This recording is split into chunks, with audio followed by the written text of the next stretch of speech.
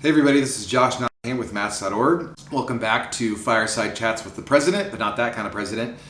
Today's topic is online car listings. So again, this is a question we get a lot of. We get a lot of people sending us links to cars that they have found online while they're doing their online shopping.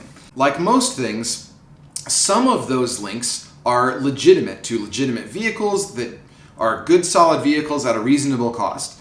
However, most of the time they really aren't, because online listings are set up to be deceptive.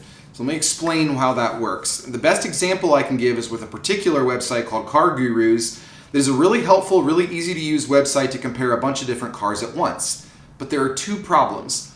The way that Car Gurus is set up is there is an algorithm to be able to tell you how good of a deal the car is. The problem is that they're missing two pieces of vital information in order to help you actually compare apples to apples when you're looking at a bunch of different cars at once. First thing it's missing is a true pricing component.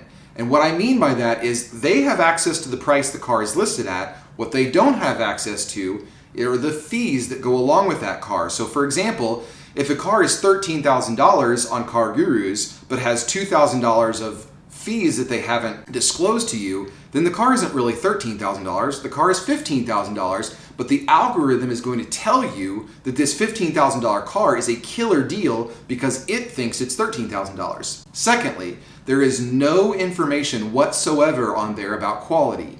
In some cases, Car Gurus being a good example, there are dealer ratings, but that doesn't really tell you much about the car itself. So for example, if you look at 10 different used cars, they're in 10 different quality conditions, both mechanically, cosmetically, where they are in the maintenance, how clean they are, how they smell, what the outside looks like, what the inside looks like, how are the brakes, how are the tires. There's 100 different components to how good of condition that particular car is in. None of that information is available. So if you knew that this car was a 4-star car and this car was a 2-star car, then you would be able to compare apples to apples in comparing across a bunch of different cars. For example, the way that a AAA rating on the hotel listing sites has radically changed their industry just hasn't happened in cars so far. So for example, if you go to Priceline or you go to hotels.com, it will tell you with one click of the button what are all the fees,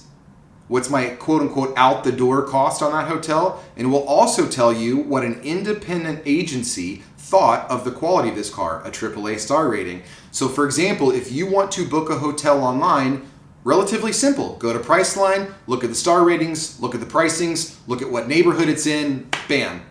Cars, much more complicated because the information is significantly lacking in both price and quality, thus making the whole online listing deceptive. Thanks.